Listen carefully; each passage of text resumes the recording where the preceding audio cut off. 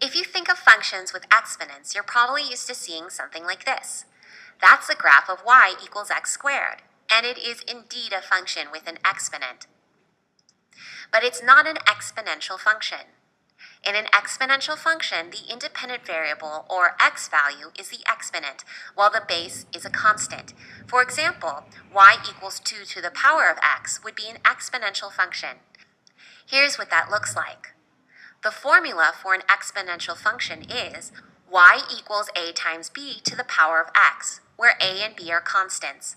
You can see that this conforms to the basic pattern of a function, where you plug in some value of x and get out some value of y. But what are the two constants for? Why do you need two? To illustrate this, let's look at an example of something you might express with an exponential function. In this example, we'll look at the popularity of cell phones.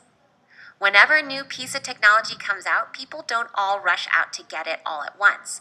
It starts with just a few people, and then gradually it catches on more and more, and then everyone's using it. Hey, that looks like an exponential function. Just for example, let's take cell phones.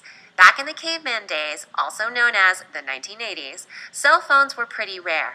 Without going into the exact numbers, let's say that in 1980, 5 people in your town had a cell phone. Over the course of that year, each of those people persuaded one friend to get a phone. So then you had 10 people with phones after 1 year. Then each of those people persuaded a friend to get a phone. So after 2 years, there were 20 people with phones.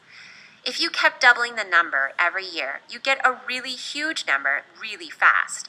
That's the whole point of exponential function. Every year, the number increases by an increasing amount. Now let's get back to our equation for an exponential function. Y equals a times b to the power of x.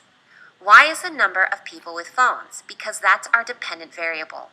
X is the number of years since 1980, because that's our independent variable.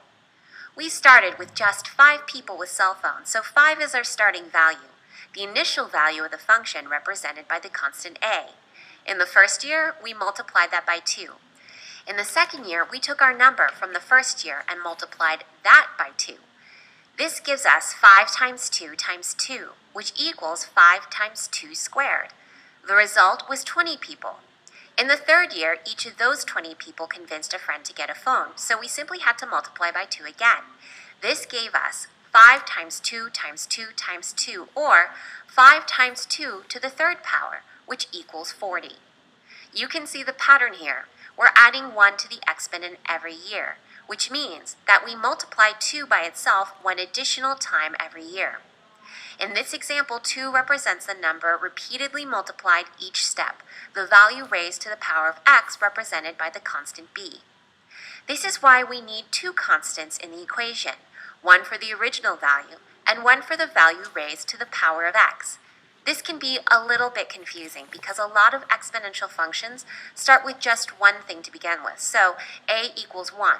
1 times any number is that same number, so it looks like the function is just y equals b to the power of x. But don't be confused, a is still there, it's just equal to 1. A common way that you'll see exponential functions described in words is with a phrase like increases or decreases by blank percent per year. For example, an investment increases in value by 1% per year. If you're calculating interest on a loan, you'd use this kind of equation. Let's take a look at an example problem to see how it works. An investor buys a property in an up-and-coming area of town. As the area gets nicer, the value of the property increases. The value of the property increases by 2% per year. If the investor originally bought it for $500,000, then how much is it worth after 5 years? Let's plug this into our exponential function formula, y equals a times b to the power of x. X is the number of years after the initial purchase. Y is the value of the property. These are our input and output variables. A represents the initial value of the function. The initial value of this property is $500,000, so we'll plug that in for A. Now the tricky part is figuring out B. In the first problem, B was 2 because we had twice as many cell phone users every year. In this case, the property is only worth 2%, or $0.02 more dollars, so its value is increasing more slowly. You might be tempted to plug in 0.02 for b, but just take a look and see what happens when you graph that. You can see right away that this is not an increase in value. This gives us a function showing how much the property would be worth if every year it were valued at 2% of its value the year before. But we don't want 2% of its value the year before. We want 2% more than its value the year before. To get that, we'd have to multiply by 1.02. Y equals 500,000 times 1.02 to the power of x. If we determine some of the values of this function, we get. Here's what that looks like on a graph. Ah, that's better. You can't quite see the slope getting steeper because the numbers are so big, but notice how y is increasing by a little bit more every time. First it increases by 10,000, then by 10,200, then by 10,404, and so on. You can see that if you do the math by hand, it works out to the same values you get from the function. Multiplying each year's value by 1.02 to find the 2% increase gives you the same values for each year. So, for year 5, which is what the question originally asked, the value would be $552,020.40. Our savvy investor made $52,000.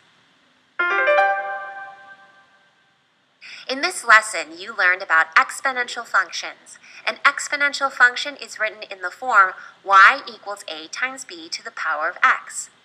Y represents the output, a represents the initial value of the function, b represents the rate of growth, x represents the input.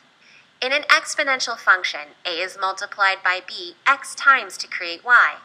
The graph of an exponential function looks like a curve that starts off with a very flat slope, but starts getting steeper and steeper over time. You can use these functions to solve problems about everything from the growth of bacteria to the interest you earn on your bank account. Try some on the quiz questions and see how you do.